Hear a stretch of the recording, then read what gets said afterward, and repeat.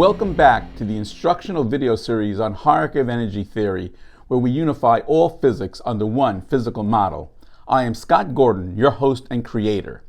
In lesson 1, we showed that trying to find the theory of everything through experimentation or mathematical derivation bypasses the foundation of physics and leads to failure. To find the theory of everything, we need to understand the exact nature of spacetime, its underlying structure, and how it comes to have its properties of distance, time, and dimensions. In lesson 2, we took the ultimate reductionist approach and proposed that the universe was created from a single fundamental building block. We took hints from the photon as to what properties the building block must have, and found that it must have a different structure along two independent directions. We then proposed the spinning point as the candidate for the building block of spacetime. We then created the single building block universe, where the building block provides the structural differences for creating two independent directions, those being the radial direction of its spin and the axial direction of its spin. In this lesson, we add more building blocks to the single building block universe to create the one-dimensional linear universe, and show how a spatial dimension is created along with the property of distance.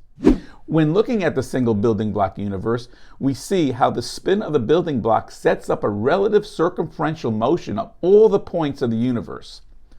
All the points except for the points along the axial direction. These points have a relative spin, not a circumferential motion.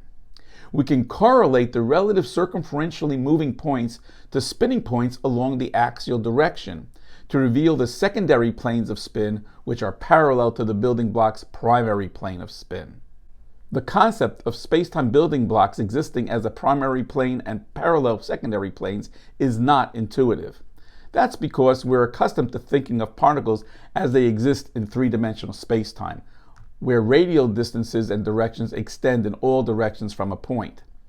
However, the building blocks of spacetime exist in the void, where distance and dimensions do not exist and first need to be created. A spinning point is structurally different in two directions, the planar direction of its spin and the axial direction. In a spacetime building block, all radial directions are parallel to the primary plane. With this knowledge of the spacetime building block, it's time to start building spacetime by adding more building blocks into the single building block universe. When placing another building block into the single building block universe, there must be an interaction between them. Otherwise, each building block would exist independently from all other building blocks, and the construction of our universe would not be possible. When adding building blocks into a universe, each building block added will interact with every other building block that's already present in the universe. Yes, every other building block. But what's the nature of this interaction? The interaction between building blocks is that they repel each other.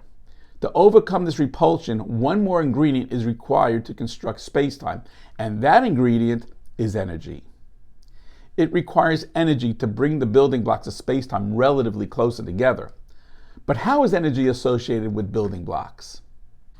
Energy can only be added to a spacetime's building block along the radial directions of its plane. No energy can be added along the building block's axial direction. So how does this energy provide the means for distance and dimensions to emerge from spacetime structure? Great question. And building the one-dimensional universe provides the answer. We start by adding building blocks to the single building block universe where they share the same plane and align their center points in what we would consider a line. We have not defined what determines the parameter of straight yet, but for now we'll consider this alignment as straight. When placing the building blocks along a linear path, they can be placed relatively closer or relatively farther from each other's spinning center point. The relatively closer the placement, the more energy required. The relatively farther the placement, the less energy required. Let's consider an infinite linear alignment of building blocks where the spaces between their center points are equal. We would expect these spaces to be equal because that is the state in which the energy along this linear configuration would be balanced on each side of each building block. Note that each building block is not just interacting with its adjacent building blocks, but is interacting with every other building block along the infinite line of building blocks. Each one of these building block interactions is associated with energy. Each space between two building blocks contains energy contributed by all the building blocks interacting along the linear arrangement. Note that each space along the line has the same energy density, and therefore the same energy density is present everywhere along the infinite line. It is this energy density along the line of building blocks that creates the property of distance, and as we will see later, the property of time. Also note that each space represents a distance which is called a quantum distance.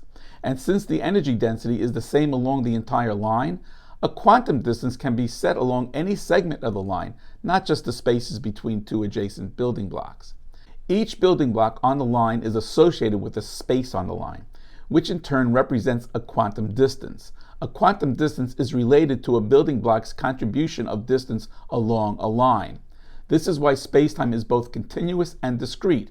Continuous because a quantum distance can exist along any segment of the line, and discrete because a building block is essentially responsible for the unit of quantum distance along the line. We also need to realize that since energy cannot be aligned along the axial direction of a building block cannot contribute to the creation of distance along its own axial direction. Hierarchy of energy theory defines a dimension as an independent alignment of energy. The energy required for the linear alignment of building blocks along a direction on their plane of spin represents an independent alignment of energy along a direction. Therefore, this energy not only represents the creation of distance along a direction, but also the creation of a spatial dimension. If energy is ever added along the axial direction, which would have to be from the alignment of other building blocks, it would create distance along that independent direction and represent another energy alignment along a completely independent direction, thereby creating a second spatial dimension. We have just created the one-dimensional linear universe. In this universe, distance emerges from the collective energy associated with all the interactions between all the building blocks along the linear alignment. And a dimension has been created by the independent alignment of energy along a direction. But wait, there's more. Let's see what other new and amazing aspects of this model we can uncover. What happens if we double the number of building blocks along the infinite linear alignment of building blocks? Doubling the number of building blocks would double the energy density along the line. The new quantum distance would be half the original quantum distance. Each building block would be associated with twice its original energy. If we remove half the building blocks, then the quantum distance would double and each building block would be associated with 1/2 the energy it was originally associated with. And here's the kicker. The quantum distance is always related to the space between building blocks, no matter what the energy density that exists along the line of building blocks. This means that the quantum distance is not a set distance. It can be relatively longer or relatively shorter depending on the energy density along the line. Hierarchy of energy theory reveals the quantum distance to be a relative distance, which is the precursor to the concept of the relative constant. The relative constant is an entirely new concept introduced by hierarchy of energy theory into the field of physics. And as we will see in future videos, it plays a major role in understanding the nature of our physical constants. Please remember that we must fully understand spacetime as a new foundation for the field of physics before we advance to the level of our known physics. So hang in there. I promise this will all come together and lead us right to the math of our current theories in dazzling brilliance. In summary, the construction of the one-dimensional universe requires an interaction between spacetime building blocks, a linear planar alignment of spacetime building blocks, and the energy required for their alignment. The presence of energy is required for the emergence of distance. A quantum distance is the distance created by one building block. The quantum distance is relative, where its length is relative to the energy density along a path in spacetime. A dimension is defined as the independent alignment of energy along a direction. So how do we construct a universe with more spatial dimensions, and why does spacetime only have 3 spatial dimensions? That is the topic for our next segment. If you are curious about this novel approach to finding the theory of everything, then click the like button below and subscribe to this channel so you can be notified when future lessons are released.